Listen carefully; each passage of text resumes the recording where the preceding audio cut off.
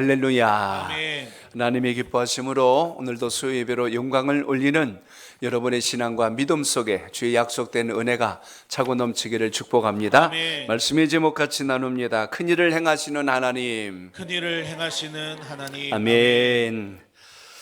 감사의 절기를 잘 보내게 하시고 오늘도 다시 수요 예배로 하나님께 영광을 올립니다. 하나님의 말씀과 그 뜻을 우리가 귀로만 듣는 자가 아니고 우리 삶에 잘 적용하여서 인생의 변화의 열쇠가 여러분 손에 쥐어지는 은혜가 있기를 축복합니다. 아멘. 하나님의 기뻐하심이 어디 있을까? 오늘도 우리의 마음과 영혼을 깨워서 주의 말씀 앞에 잘 비추음을 받아서 형통의 길을 걷기를 바랍니다. 아멘. 요엘서 지금 우리가 2장을 계속 나누고 있습니다. 요엘서가 3장밖에 되지 않지만 하나님의 뜻과 주님의 약속을 어그러뜨렸던 백성들에게 하나님의 진노하심을 보여주었던 1장의 사건을 이어 2장으로 계속 이어져 갑니다. 1장에서 본 바와 같이 하나님께서 메뚜기 재앙을 내리셨더라. 그래서 하나님의 백성들의 곡식 또 그들이 땅에서 추수해야 될 모든 것을 다 멸해버리셨죠. 그들을 굶게 하시기 위한 목적이 아니라 하나님께서 부정한 자들의 제사를 받기를 원치 않으신 거예요.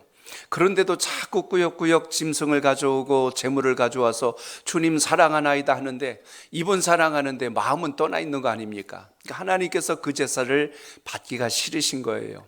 그래서 황충의 때를 보내어서 모든 곡식을 멸함으로 하나님 앞에 제사할 수 없도록 아예 근본을 차단하신 겁니다.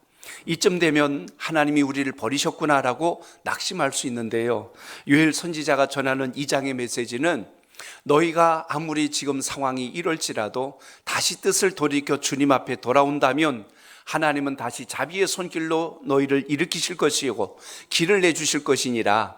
이런 이야기로 연결된 것이 2장의 골자가 됩니다. 그래서 2장 속에 보면 4가지 큰 주제를 다루고 있어요. 그 중에 하나는 하나님은 공의로우신 분이기 때문에 죄를 진 자를 못 본 척 하시지 않는다는 거예요. 못 본 척 했다는 뜻은 뭐냐면 하나님과 상관없는 인생이라는 겁니다. 자식도 살아가니까 혼을 내고 꾸짖고 또 바르게 하라고 잔소리도 하는 거죠. 사랑도 없고 관심도 없으면요 아무 말 할 필요 없습니다. 망하든지 잘 되든지 뭐 좋아할 것도 없고 슬퍼할 것도 없고 아무런 감정의 교류가 일어나지 않죠. 근데 하나님은 택한 백성들이 바른 길, 옳은 길, 그리고 하나님께서 복 주시는 길을 가기 위해서는 불의한 것을 그냥 내버려 두지 않으신다는 것입니다. 또 하나는 하나님의 백성들이 하나님의 심판을 면하려면 빨리 돌이켜야 된다는 거예요. 그래서 지난 시간 우리가 옷을 찢고 회개하고 주님 앞에 통해 자복하여서 우리가 주님 앞에 큰 죄를 지었나이다, 이렇게 주님 앞에 뜻을 돌이키면 하나님은 왜 그랬어 하고 혼내시는 분이 아니라 그들을 붙들어서 다시 온전케 하시는 분이 하나님이란 사실을 2장에서 소개합니다. 세 번째는 회개하는 것은 구체적인 행동이 따른다는 거예요. 입술의 회개가 아니고 마음의, 영혼의 진정성 있는 회개. 눈물 몇 방울 찔끔 흘렸다고 회개가 아니라 삶의 근본이 달라지고 변화되어야 된다는 것입니다. 그래서 회개는 민족 전체가 통일하고 자복하여 함께 다 변화되기를 원하시는 하나님의 뜻을 전달하게 됩니다. 그리고 오늘 또 한 가지 주제, 이제 오늘 다뤄야 될 부분인데요, 하나님은 돌아오는 백성들에게 뭘 약속했다? 복을 다시 약속하시고 허락하시는 분이시다. 그래서 황충이와 메뚜기 떼로 인하여 모든 걸 멸하시는 분이 아니라 그들의 필요를 다시 채워주시고 공급해 주시는 분이 여호와라는 사실을 기억한다면 오늘도 하나님 앞에 우리가 어떤 자세로 신앙해야 되는가, 그 중심을 살펴보시길 바랍니다. 지난주 우리가 읽었던 본문인데 한 번 더 읽었어요. 오늘 18절로 20절까지 보시면 하나님은 돌이키고 돌아오는 자들에게 어떤 은혜를 주시는가, 오늘 이 부분을 조금 더 구체적인 설명을 나눠야 될 것 같습니다. 그래서 오늘 18절로 20절까지 보시면 하나님은 심판만 하시는 분이 아니라 다시 복을 내리시고 회복시키시는 분이라는 것을 강조해주고 있는데요, 오늘 이 본문을 신약에다 빗대면 누가복음 15장에 있는 집을 나간 둘째 아들 탕자의 비유와 똑같은 스토리가 오늘 본문 속에 등장합니다. 거기 누가복음 15장에 보시면 둘째 아들이 자기의 몫을 미리 상속받아 갖고 집을 나가지 않습니까? 큰 부자가 될 줄 알았죠. 잘 될 줄 알았어요. 그런데 가지고 있던 것을 성경에 보니까 허랑방탕하게 썼대요. 규모 있게 쓰지 못하고 계획성 있게 쓰지 못하고 생각나는 대로 기분대로 쓰다 보니까 그게 다 허비되어서 나중에는 거지가 되어버립니다. 먹을 게 없어서 돼지들이 먹는 쥐염 열매를 먹으면서 구준질을 하면서 보내지요. 그리고 그때서야 둘째 아들이 깨닫습니다. 아버지 품에 있을 때가 제일 좋았는데 내가 이제는 여기서 줄여 죽게 생겼구나. 차라리 아버지 집에 내가 들어가서 자식이 아니라 종으로 산다면 그거라도 좋겠구나. 그래서 아버지께 옵니다. 성경은 거기 그렇게 표현해요. 뜻을 돌이켜, 자기의 가던 길을 돌이켜서 아버지께 왔대요. 이 장면이 회개입니다. 오늘 본문에 하나님의 백성들이 금식하고 옷을 찢고 하나님 앞에 통회하고 엎드렸을 때 하나님이 다시 은혜를 베푸시는 것처럼 그 둘째 아들이 다시 집으로 돌아올 때 놀라운 일이 벌어지죠. 아버지가 집안에 있다가 아들이 오니까 너 어떻게 왔냐? 이거 아니라는 거예요. 아들은 어떻게 아버지를 만날고 하고 전전긍긍하면서 자기 동네 가까이 다가섰는데 깜짝 놀랐죠. 저 앞에 누군가 서 있는 걸 본 거예요. 아버지는 매일같이 내 아들이 언제 돌아올까? 자식이 집 나갔다고 이놈의 자식 네 알아서 살라 그리고 문 걸어 잠근 게 아니라 매일같이 그 자식이 올 수 있는 그 길을 바라보며 쳐다보고 있다가 둘째 아들이 힘없이 걸어오는 모습을 한눈에 알아보고 그 아버지를 향해서 자식이 달려온 게 아니라 아버지가 그 자식을 향해서 달려가는 거예요. 그리고 아들을 끌어안습니다. 깜짝 놀랐죠. 혼낼 줄 알았거든요. 혼내지가 않아요. 너 돈 어떻게 썼냐라고 묻지도 않으셨어요. 그냥 오로지 끌어안고 그때 했던 말이 성경에 보니까 아직도 거리가 멀리 떨어져 있는데 그 아들을 보고 측은히 여겨라는 말이 나와요. 측은히 여겨, 불쌍히 여겼다는 이야기입니다. 목을 달려가서 목을 안고 그리고 입을 맞추었다라는 장면이 나오죠. 그리고 아버지가 이렇게 이야기해요. 이는 내 잃어버렸던 죽은 아들이 다시 살아났으니 내가 잃었다가 다시 얻었노라 하고 너무나 기뻐하는 거예요. 이놈의 자식이 집안을 말아먹고 집안 망신시키고 왔소이다 이게 아니라 내 자식이 죽은 줄 알았는데 살아왔다 하고 너무너무 기뻐하는 거예요. 꾸짖거나 매를 친 게 아니라 성경에 보면 그 아들이 돌아왔다고 손에다가 다시 반지를 껴줘요. 이건 신분을 회복시켜 준 겁니다. 너는 이제 집 나간 자가 아니라 내 집의 아들이니라. 그걸 알려주는 것이 반지를 끼워 주었습니다. 그리고 좋은 옷으로 다시 갈아입혀 주었죠. 신발도 신겼어요. 너는 종이 아니라 이 집의 내 아들이니 너는 마땅히 신을 신어야 한다. 그리고 나서 잔치를 벌이는 겁니다. 예수님께서 그 비유를 우리에게 주신 이유는 그게 하나님 아버지의 마음이라는 거예요. 주님은 우리가 돌아오기를 기뻐하셨고 꾸짖거나 책망하거나 때리려고 하시는 분이 아니라 우리의 신분을 다시 회복하셔서 가장 좋은 것을 주시려고 하는 분이 우리 하나님 아버지라는 사실을 기억하시길 바랍니다. 아멘. 요엘서 2장도 우리에게 그걸 지금 전하고 있는 거예요. 너희들이 아무리 큰 죄를 지어서 황충이 때로 인하여 큰 재앙을 만났을지라도 그로 인하여 좌절하거나 낙심하지 말고 다시 돌아오라. 내가 너희를 품에 안으리라. 그 이야기로 연결됩니다. 자, 여러분 18절을 다시 읽어보겠습니다. 오늘 본문입니다. 시작. 그때 여호와께서 자기의 땅을 극진히 사랑하시어 그의 백성을 불쌍히 여기실 것이라. 아멘. 한번 따라합니다. 자기 백성을 극진히 사랑하셨습니다. 극진히 사랑하셨습니다. 18절에 보니까 그때가 언제입니까? 하나님의 백성들이 통회하고 차복하고 돌아오는 바로 그때에 하나님께서 어떻게 하세요? 자기 땅을 극진했는데 이 땅이라고 하는 건 하나님이 복 주시려고 하는 땅과 아울러 거기에 사는 하나님의 택한 백성들을 표현한 뜻입니다. 자기 땅을 어떻게 사랑했대요? 극진히 사랑하여. 여기 극진이란 단어가 등장하게 됩니다. 조금 이따 다시 한 번 더 이 부분을 조명하겠지만 이 부분이 참 귀한 것은 요한복음 3장 16절의 말씀처럼 하나님이 세상을 이처럼 사랑하사라고 한 것처럼 오늘 극진히 사랑하시어 그의 백성들을 불쌍히 여기실 것이라고 말씀합니다. NIV 영어 성경의 말을 그대로 번역하면 거긴 이렇게 표현되어 있어요. 그때에 여호와께서 자기의 땅을 위하여 중심이 뜨거우시며 이렇게 되어 있어요. 여기 극진히 사랑한다는 말을 마음의 중심이 뜨거워졌다는 표현으로 사용되고 있습니다. 그래서 그의 백성들을 긍휼히 여기실 것이라 이렇게 돼 있어요.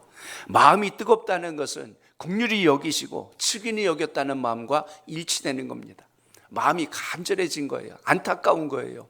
그런데 그 모습을 보고 하나님께서 외면하고 차가운 가슴으로 대한 것이 아니라 뜨거운 가슴으로 그들을 끌어안고 있는 이 장면을 보게 됩니다. 이유는 딱 하나입니다. 하나님의 백성들을 택하셨기 때문에, 그들은 하나님이 사랑하는 자들이기 때문에 잘못한다고 내치거나 버리지 않아요. 자식이 못된 짓 좀 했다고 해서 너랑 나랑 연을 끊자, 너를 호적에서 파버리겠다, 이게 아니라 그 안타깝고 절박한 마음 속에서도 끝까지 치근한 마음으로 기다리는 그 심정이 아버지의 사랑이요, 그것이 하나님의 사랑인 것을 오늘 본문에서 봅니다. 이사야서 43장 1절을 보세요. 거기 하나님의 표현이 이렇게 나옵니다. 시작. 야곱아, 너를 창조하신 여호와께서 지금 말씀하시느니라.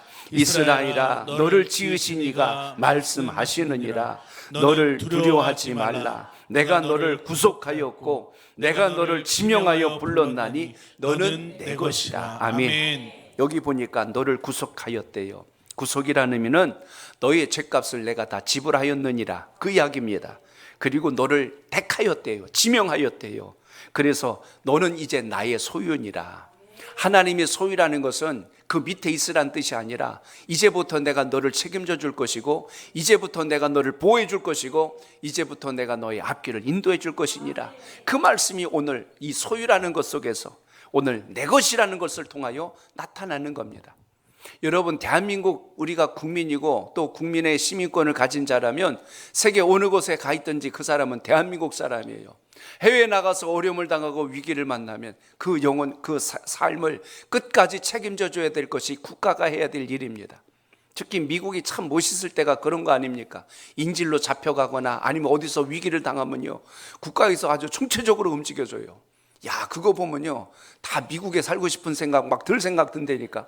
야, 우리는 뭐 어디가 있는지 뭐 알아서 오라고 그러는데 저기 가니까 그냥 막 찾아오네. 비행기를 보내주고 군대를 보내주고, 어디 잡혔다 그러면 그 나라 완전히 작살을 내버려요.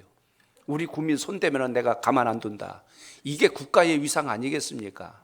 마찬가지로 하나님이 하시는 게 그거예요. 너희는 내 것이다. 그 말은 사단이 됐건 악한 권세가 됐건 어떤 이웃나라가 됐건 우리 백성들, 내가 택한 자들 건들면 가만히 안 두겠다.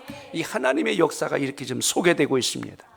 출애굽기 13장 2절에 보시면 거기 출애굽 사건 중에 마지막 10번째 재앙이 있은 직후에 있는 말씀이 기록되어 있습니다. 그 말씀 같이 보겠습니다. 시작. 제가 읽을게요. 이스라엘 자손 중에서 사람이나 짐승을 막론하고 태에서 처음 난 모든 것은 다 거룩히 구별하여 내게 돌리라. 이는 내 것이니라. 이렇게 기록되어 있습니다. 아멘. 하나님께서 모든 것 가운데 첫 것은 내 것이래요. 장자는 내 것이래요. 왜 첫 것을 내 것이라고 했을까를 잘 보면 10재앙 중에 마지막 재앙이 장자를 치는 재앙이었어요. 애굽 땅에 사는 모든 첫 것은 사람이나 짐승이나 첫 것은 다 쳐서 없애버리겠대요. 그건 다시는 그 혈통을 통해서 그 계보를 따라서 이어지지 않게 하신 하나님의 엄청난 재앙이거든요. 근데 내 것이라고 했을 때 하나님께서 피할 길을 주셨죠. 모세에게 명하였습니다. 어린 양을 잡아서 그 피를 문설주와 그리고 문에 발라라. 그 집은 이 죽음의 권세가 넘어갈 것이니라 해서 첫 것이 죽지 않아요. 살아납니다. 그런데 다른 집들, 문설주에 피를 바르지 않는 집들은, 어린 양의 피를 받지 않은 집들은 다 장자가 죽어나가는 거예요. 자, 그러면 어느 집은 죽었고 어느 집은 살았어요. 엄밀히 따진다면 다 죽어야 되는데 안 죽은 집이 있어요. 그러면 그 생명이 누구 거예요? 하나님께서 살리셨다는 겁니다. 죽음이라는 권세가 지나가는데 그 집은 죽음이 건너갔어요.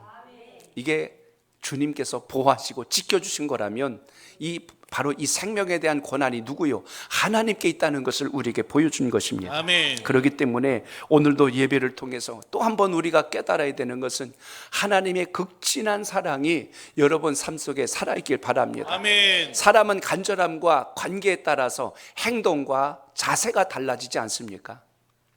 지난 월요일 기도 집회를 갔다 오면서 그 집회 때 제가 깜짝 놀란 게 있어요. 맨 앞줄에요, 주일학교 아이들이 앉아 있어요. 두 번째 줄에 학생들이 앉아 있고 세 번째 청년들도 같이 앉아 있어요. 야, 그런데 대부분 여러분 이런 집회가 1시간 정도 이상 설교가 진행되는데 그 앞에 앉은 아이를 보고 깜짝 놀란 게, 아니 맨 앞에 앉아 있는데 책상 다리를 하고 딱 버티는데 끝까지 그 자세를 안 흔들리는 거예요. 왔다 갔다도 안 하고 가만히 있는데, 아니 자세가 어찌나 어젓하든지 이게 한두 번 해본 솜씨가 아닌 거야. 와, 그 제가 그걸 보고 감동했어요. 야, 주일학교 아이들도 예배 훈련이 되니까 저렇게 되는구나. 학생들도 예배 훈련하니까 얼마나 열심히 기쁘게 감사하게 예배를 드리든지, 그 모습을 보면서 저도 감동을 받았어요. 그러니까 그게 뭘 뜻하는 걸까? 하나님 앞에 우리가 어떤 자세로 서려고 하는가? 물론 또 오늘 예배 안 드리면 너 이따 혼난다 뭐 그래서 그런 건 아닌 것 같아. 보니까 이게 갑자기 된 게 아니라 몸에 잘 배어져 있는 걸 보니까 그렇다는 이야기예요. 이것은 주님과의 여러분의 관계도 마찬가지입니다. 하나님 앞에 어떤 예배를 드리든지 최선을 다한 기쁘고 감사한 예배가 여러분 삶 속에 드려지시길 바랍니다. 아멘. 그러므로 오늘 18절에서 말씀한 게 뭐예요? 그때 여호와께서 자기의 땅을 극진히 사랑하시어 자기 백성들을 이처럼 사랑하셔서 그의 백성을 불쌍히 여겨주셨다고 강조합니다. 하나님께서 독생자 예수 그리스도를 이 땅에 보내주시고 십자가에서 죽게 하시기까지 그 모든 것의 배경이 뭔가를 우리가 잘 생각하셔야 합니다. 우리가 무엇이간데 이처럼 사랑하여 주셔서 예수 그리스도 독생자 그 생명의 피값으로 우리가 주의 자녀 되었으니 우리가 어찌 살아가는 것이 옳을까 한 번쯤은 더 깊이 돌아봐야 된다는 것입니다. 로마서 8장 39절을 보세요. 거기 이렇게 말씀합니다. 시작. 높음이나 기쁨이나 다른 어떤 피조물이라도 우리를 우리 주 그리스도 예수 안에 있는 하나님의 사랑에서 끊을 수 없으리라. 아멘. 거기 보세요. 높음이나 기쁨이나 다른 어떤 피조물이라도 우리를 우리 주 그리스도 예수 안에 있는 하나님의 사랑에서 끊어낼 수 없다. 분명히 선언하고 있지 않습니까? 그렇기 때문에 우리가 바라봐야 될 부분이 하나님 은혜 안에서 주님 안에 구하는 게 왜 복인가를 우리가 이 부분에서 볼 수가 있습니다. 아무리 메뚜기장이 있다 하여서 하나님이 그들을 버리셨다는 뜻이 아니라는 것입니다. 하나님은 그 땅도 그 백성들도 끝까지 사랑하셔서 그들이 돌이키는 그날을 기다리셨고 그 돌이키는 그 순간 그들에게 내렸던 재앙을 다 바꾸어서 이제는 복으로 부으시겠다고 약속하신 것이 하나님의 뜻이라면 오늘도 주님 앞에서 믿음의 소망을 잃지 않는 은혜가 있기를 축복합니다. 아멘. 마치 부모가 자녀를 혼낼 때요, 매를 친다고 해서 부모 마음이 이것 봐라 아주 시원하다 그게 아니지 않습니까? 자식을 칠 때 부모 마음은 천갈래 만갈래 찢어집니다. 이놈의 자식 왜 그렇게 사니? 그러면 안 되잖아. 부모는 마음으로 웁니다. 자식은 눈으로 울지만 부모는 마음으로 울어요. 자식은 다리에 맞은 자국이 나지만 부모는 마음속에 먹는 자국이 남아버려요. 그래서 그 마음을 가지고 하나님께서 그 택한 백성들을 징계하시면서도 눈물을 흘리시고 때리시면서도 마음을 아파하시는 하나님의 그 마음을 묘사한 것이 오늘 18절의 표현이라면 오늘도 우리가 다시 주님의 말씀을 따라서 순종하고 하나님을 기쁘시게 하는 은혜 자리에 있기를 축복합니다. 아멘. 그래서 오늘 하나님이 구체적으로 행하신 것이 오늘 19절에 등장합니다. 자, 19절 보세요. 시작. 여호와께서 그들에게 응답하여 이르시기를 내가 너희에게 곡식과 새 포도주와 기름을 주리니 너희가 이로 말미암아 흡족하리라. 내가 다시는 너희가 나라를 가운데에서 욕을 당하지 않게 할 것이며. 아멘.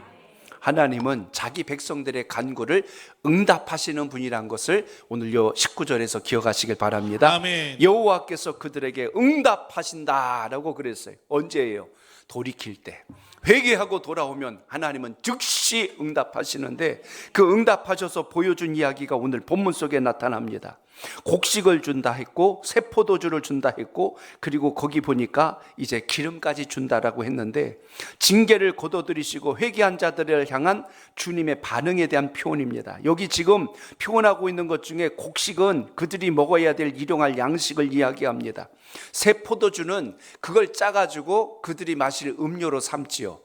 근동 지역은 물이 귀한 지역이라 포도즙을 통해서 그걸로 음료를 대신하는 경우가 많습니다. 그렇기 때문에 그들의 마실 것과 먹을 것을 공급하시고, 이 기름은요, 당시 근동 지역에서는 향신료로도 썼고 치료제로도 썼어요. 그래서 이 세 가지는 너무너무 귀한 겁니다. 생명과 같은 것인데 이것을 주는데요, 찔끔찔끔 준 게 아니라 어떻게 주셨다 하면 흡족하게 주셨다라고 말씀합니다. 흡족하게. 전에는 황충이 때가 지나가서 곡식도 없고 포도나무에 포도도 다 걷어먹어가지고 포도 열매도 없으니 마실 포도주도 없고, 심지어 감람나무에 달려있던 그 모든 올리브 열매들도 다 떨어져 버렸기 때문에 그들이 그것으로 음식을 해서 향신료도 쓰지 못하고 아픈 곳에 치료로 쓰지 못하고 또 등불에 기름으로도 쓰지 못할 만큼 너무너무 힘들었는데, 이제는 이 모든 것을 주시는데 어떻게 해요? 흡족히 주신대요. 여기서 기억해야 될 단어가 이 흡족하다라는 것입니다. 흡족하다는 말을 히브리 원문에 보면 음식을 배불리 먹은 상태를 이야기해요. 먹었는데 허전해가지고 뭔가 좀 더 먹어야 되겠다라는 생각 드는 거 있지 않습니까? 식당에 가끔 가고 뭐 결혼식당 가고 그러면 뷔페 식당 가잖아요. 그러면 음식이 쫙 있으니까 너무 많은 것 같아요. 근데 이렇게 먹다 보는데 괜히 먹고 돌아서서 또 가지러 가면 갔다 오는 사이에 허기가 지는 것 같고 허전해요. 차라리 집에다 양푼지에다가 고추장 풀어갖고 김치 비벼 먹으면 그게 든든하지, 그거 먹고 나면 뭔가 좀 허전한 것 같아요. 잘 먹은 것 같은데 채워지지 않은 것 같은 느낌. 근데 여기 흡족하다고 하는 것은 음식을 다 먹고 만족감에 포만감을 느낀 상태를 지금 이야기하는 게 흡족이라는 겁니다. 하나님은 택한 백성들에게 인색하게 주시는 분이 아니라 넉넉하고 풍성하게 부족함이 없도록 주시는 하나님의 은혜를 발견하게 됩니다. 그래서 주님께서 일하시면 우리의 생각을 넘어서 역사하시는 하나님의 놀라운 증거를 본다는 것입니다. 말씀을 준비하다가 어느 글을 좀 봤는데 참 공감이 됐어요. 하나님을 떠나면 우리에게 5가지 기적이 나타나요. 잘 들으셔야 돼요. 하나님을 떠나면 5가지 기적이 나타난다. 또 하나님께 돌아오면 5가지 기적이 나타난다. 제가 이 5가지를 이야기하려고 그래요. 잘 생각해 보시고 여러분 주변을 보시든지 여러분 자신을 생각하면 답이 나와요. 첫째, 하나님을 떠나면 나타나는 첫 번째 기적이 뭐냐면 될 것 같은데 안 되는 기적이 일어나요. 분명히 이건 될 것 같아. 근데 안 돼. 가만히 생각해 보니까 내가 주님과 너무 멀리 떨어져 있다는 걸 알게 돼요. 둘째는 많이 벌어들인 것 같은데 계산하고 나면 항상 남는 게 없는 기적이 일어나. 야, 이거 분명히 남아야 되는데 안 남거든요. 놀라운 일이 벌어진 거예요. 남아야 정상인데 성경에 보면 심은 대로 거둔다고 하는데 왜 이게 안 남지? 이해가 안 되는 거예요. 세 번째 기적, 헛돈 써야 할 일이 점점 자꾸 늘어나는 기적이 일어나요. 엉뚱한데 돈을 자꾸 써야 되는 기적이 일어난다는 거예요. 이것도 문제가 심각한 거 아니겠어요? 네 번째는요, 벌어도 불안하고 잘 먹었는데도 불안하고 잘 사는데도 여전히 불안해지는 기적이 일어나. 이거 왜 이러지? 하고 늘 마음에 평안이 없는 거예요. 이런 어려움이 온다는 거죠. 5번째는 뭐냐면 움켜쥐고 구두쇠처럼 악착같이 모으고 살았는데도 불구하고 넉넉해지지 않는 기적이 일어나는 거예요. 이렇게 되면 좀 잘 살아야 되는데 왜 잘 못 살까?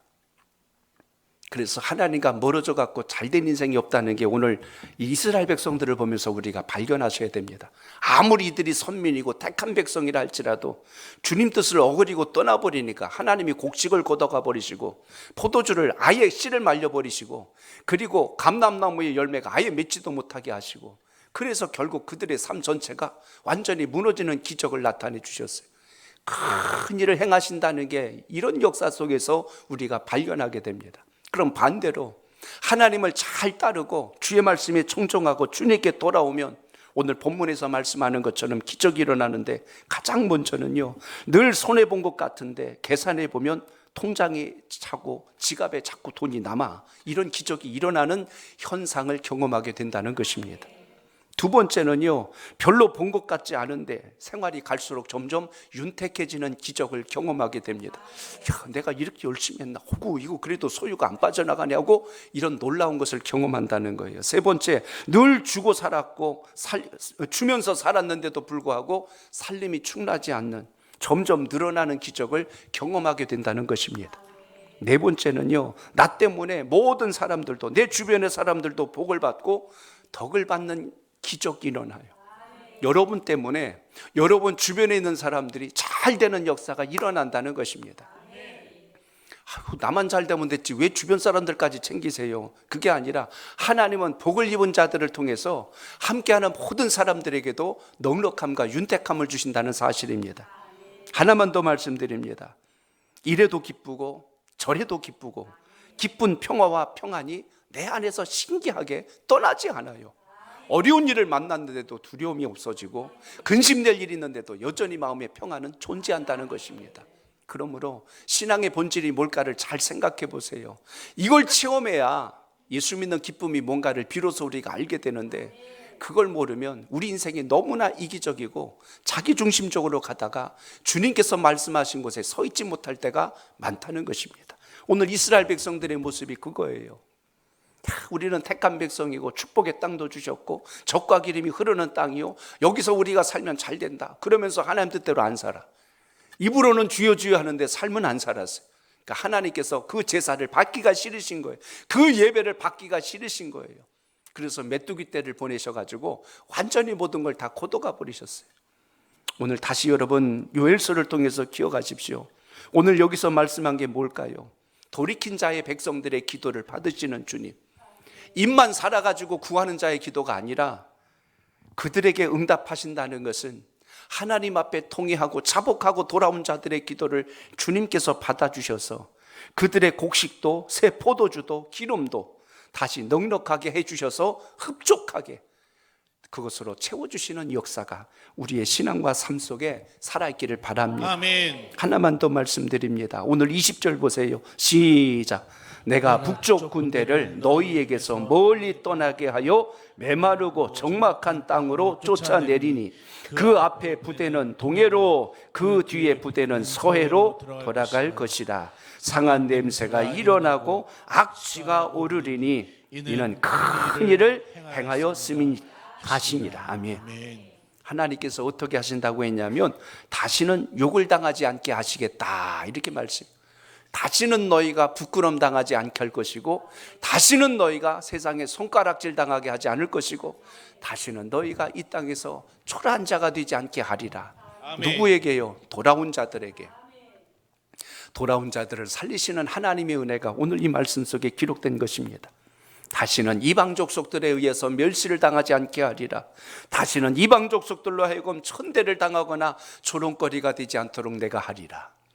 그래서 제일 중요한 열쇠를 찾으라는 이야기입니다. 하나님 앞에 돌아오는 거예요. 주님 말씀 앞에 다시 엎드리는 거예요. 그게 우리가 살 길인데 우리는 그거는 하지도 않으면서 잘 되길 바라고 복 받길 바라고 윤택하길 바라고 무조건 잘 되는 것만 소망하고 앉았으니 근본이 주님께 붙어있질 않는데 어떻게 열매가 맺고 꽃이 펴요. 그래서 오늘 하나님께서 오늘 요엘 선지자를 통하여 그것을 이야기하는 것입니다. 하나님을 떠나면 그 순간부터 조소와 멸시와 천대를 당하지만 하나님 앞에 다시 돌아오면 하나님께서는 모든 것을 회복하여 욕을 당하지 않게 하시리라. 누가복음 15장 둘째 아들이 집 나갔을 때요, 재산 잔뜩 챙겨갖고 나갈 때는 천하를 호령할 줄 알았죠. 그거 허랑방탕하게 다 쓰고 나니까 여기저기서 손가락질하는, 크고 저것 보라고 저것 보라고, 지혜 부모 돈 챙겨갖고 나와갖고 저렇게 헛짓하더니 꼴 좋네. 여기서 저 소리 저기서 저 소리. 나중에 돼지 취업 열매 먹고 앉아있으니까 아이고 네 집 자식인데 여기 나와서 저게 뭔 꼴이래. 별 소리를 다 들으며 있다가 내가 이대로 죽으니 차라리 아버지 품으로 돌아가서 종으로 있는 게 차라리 낫겠다. 얼마나 힘들고 어려웠을까요? 그런데 아버지 품에 회개하고 돌아왔더니 아버지가 어떻게 했어요? 오늘 말씀처럼 다시는 욕을 당하지 않도록 가락지를 껴주고 좋은 옷을 입혀주고 신발을 신겨주고 심지어 잔치까지 벌려주면서 죽었던 내 자식이 돌아왔습니다 하고 잔치를 벌이고 동네 사람들을 다 부르잖아요. 오늘 20절 말씀이 그 이야기입니다. 내가 북쪽 군대를 너에게서 멀리 떠나게 하고 메마르고 적막한 땅으로 쫓아내겠대요. 여기 북쪽 군대에 대한 해석은 두 가지입니다. 하나는 황충이 때를 이야기하고 또 하나는 이스라엘을 힘들게 하고 괴롭혔던 저 아수르 군대, 그 저 위에 있는 북쪽에 있는 바로 그들을 지칭해 주는 말이기도 해요. 누구냐를 가지고 논하기 전에 이스라엘을 힘들게 했던 세력들을 다 막아주신다는 뜻에서 이 부분을 이해하는 것이 중요합니다. 그렇기 때문에 하나님께서 도구로 쓰셨던 것을 이제는 다 몰아내시고 회복을 주시겠다는 뜻을 오늘 말씀에서 기록해 주고 있지요. 북쪽 군대라고 하는 것을 주전 761년 그 아수르란 이 나라가 이 유다를 공격해 왔을 때요, 그때 쳐들어온 군사의 숫자가 18만 5천입니다. 그런데 그때 사내립 군대가 몰려 내려왔을 때 하나님께서 그들을 하루아침에 완전히 진멸시키고 그들을 사라지게 만드는 역사를 성경은 우리에게 보여주시잖아요. 그 이야기가 뭘까요?